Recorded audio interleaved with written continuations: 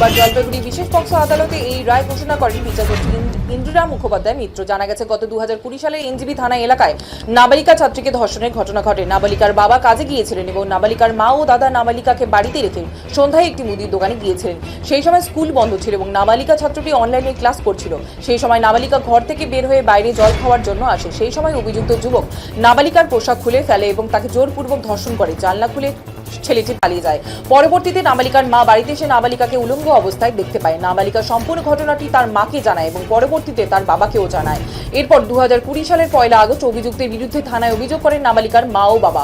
Police অভিযুক্তকে গ্রেফতার করে এবং অভিযুক্ত হাইকোর্ট থেকে জামিনও পেয়ে যায়। স্পেশাল পক্সো আদালতে বিচারক দুই পক্ষের সওয়াল জবাব শুনে সাজা ঘোষণা করেন। অভিযুক্তকে 22 বছরের সশ্রম কারাদণ্ড এবং 20,000 জরিমানার অনাদায়ের আরও 1 বছর কারাদণ্ডের আদেশ দিয়েছেন। সেই সাথে ভিকটিমকে 2,50,000 টাকা ক্ষতিপূরণ দেওয়ার জন্য ডিস্ট্রিক্ট লিগাল অথরিটি নির্দেশ দিয়েছেন।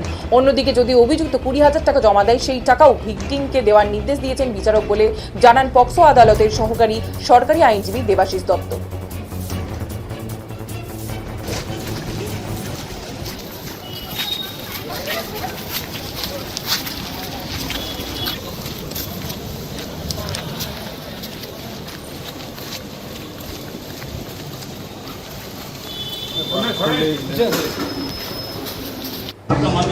এটা হচ্ছে এনজিপি থানার কেস। এটা 2020 ঘটনা। অভিযোগ দায়ের হয়েছিল 1/8/2020 তারিখে এনজিপি থানাতে একটা অভিযোগ দায়ের করেছিল। নাবালিকা মেয়েটির বাবা ওই অভিযোগটা দায়ের করেন।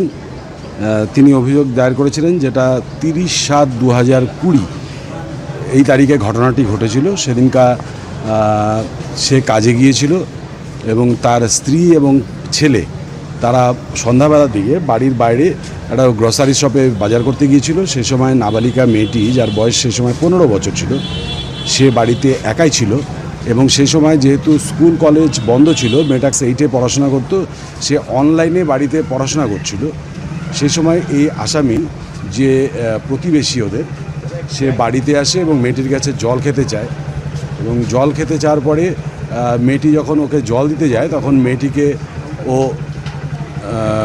টেনে ঘরের ভিতরে নিয়ে যায় এবং ঘরের ভিতরে নিয়ে গিয়ে ও মেয়েটির নাইটি সরিয়ে দিয়ে মেয়েটিকে বলপূর্বক ধর্ষণ করে এবং মেয়েটি যখন চিৎকার চেঁচামেচি করে তখন ছেলেটি তাকে ধর্ষণ করার পর জানলার গারদ দিয়ে জানলা দিয়ে পালিয়ে যায় এবং মেয়েটির মা তার কিছুক্ষণ পরে বাড়িতে ফিরে এসে এবং মেয়েটিকে নগ্ন অবস্থায় সে দেখতে পায় এবং মেয়েকে জিজ্ঞেস করার পরে মেয়ে কান্নাকাটি করে তার মাকে সমস্ত ঘটনার কথা বলে এবং পাড়া প্রতিবেশীরাও ছুটে আসে। তারাও এসে সমস্ত ঘটনার কথা শুনে তার বাবাকে খবর দেওয়া হয়। তার বাবা বাড়িতে ফিরে আসার পরে তার মা এবং নাবালিকা মেয়েটি তার বাবাকেও ঘটনার কথা বলে এবং তারপরে তারা 1 তারিখে থানায় অভিযোগ দায়ের করে এবং থানায় অভিযোগ দায়ের করার পর মেয়েটির ডাক্তারি পরীক্ষা করতে মেয়েটিকে পাঠিয়ে দেয়।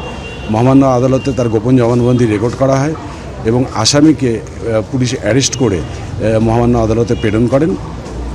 তারপরে পরবর্তীকালে এই ছেলেটি হাইকোর্ট থেকে বেলও পায়। এই কেসে চার্জ গঠন হয়। চার্জ গঠন হওয়ার পরে সরকার পক্ষ থেকে টোটাল 4 জন সাক্ষী এবং ডিডাব্লিউ আসামির পক্ষ থেকে 2 জন সাক্ষী এই কেসে সাক্ষ্য প্রদান করেন এবং উভয় পক্ষের সাক্ষী শেষ হওয়ার পর উভয় পক্ষের সওয়াল জবাব শেষ হওয়ার পর মহামান্য স্পেশাল জাজ পক্সো কোর্টের বিচারক মাননীয়া ইন্দ্রিলা মুখোপাধ্যায় মিত্র আজকে এই কেসের সাজা ঘোষণা করেছেন। তিনি এই আসামিকে 22 বছরের সশ্রম কারাদণ্ড, 20,000 টাকা জরিমানা, অনাদায়ে আরও 1 বছরের সশ্রম কারাদণ্ড এবং তিনি বলেছেন যে যদি এই 20,000 টাকা আসামি জমা দেয় তাহলে সেটা ভিকটিম গার্লকে তাকে দিয়ে দেওয়া হবে এবং ভিকটিম গার্লকে 2.5 লক্ষ টাকা কম্পেনসেশন দেওয়ার জন্য ডিস্ট্রিক্ট লিগাল সার্ভিস অথরিটিকে অর্ডার করেছে। এটা হচ্ছে